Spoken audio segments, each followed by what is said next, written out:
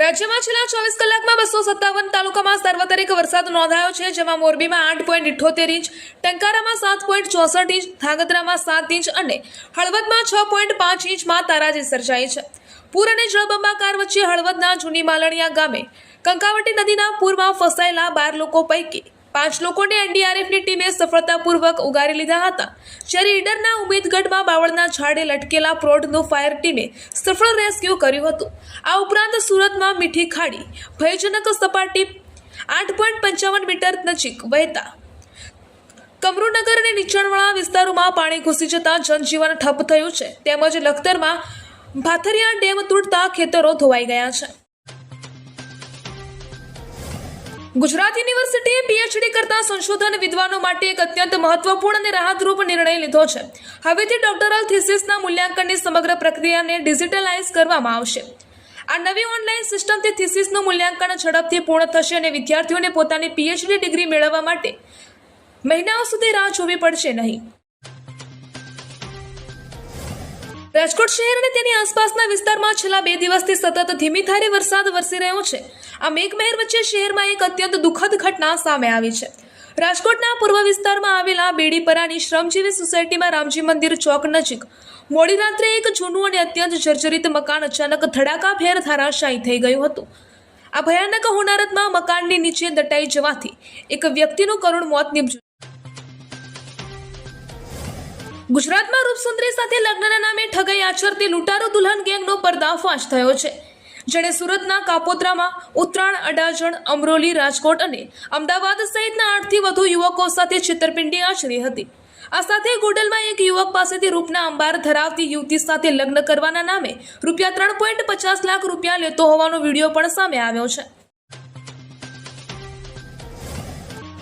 1 ઓગસ્ટના રોજ દિવસ દરમિયાન ખાબકેલા વરસાદથી સૌરાષ્ટ્ર, ઉત્તર મધ્ય અને દક્ષિણ ગુજરાતમાં તારાજી સર્જાઈ હતી, જેમાં સૌથી વધુ મેઘરાજાએ મોરબી અને સુરેન્દ્રનગરને ધમરોળ્યું છે.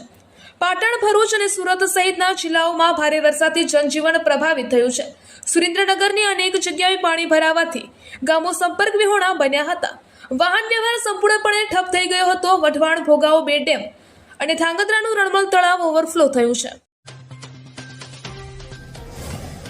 સસ્તો દારૂ પાણી અને ફ્લેવરને મિક્સ કરીને બ્રાન્ડેડ દારૂની બોટલમાં ભરીને વેચવાનો અમદાવાદના શાહપુરામાં પર્દાફાશ થયો છે.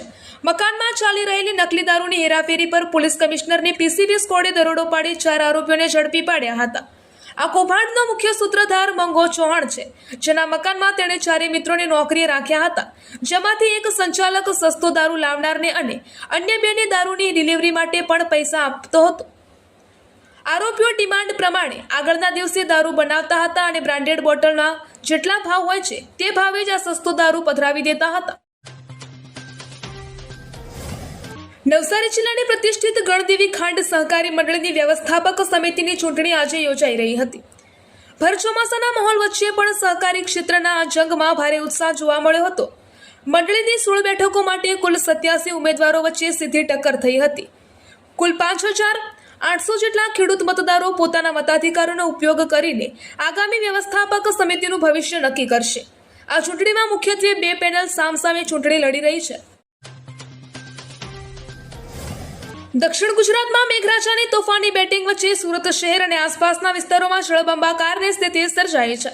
ઉપરવાસમાં પડી રહેલા ભારેથી અતિભારે વરસાદના કારણે સુરતની ખાડીઓના જળસ્તરમાં સતત વધારો થઈ રહ્યો છે.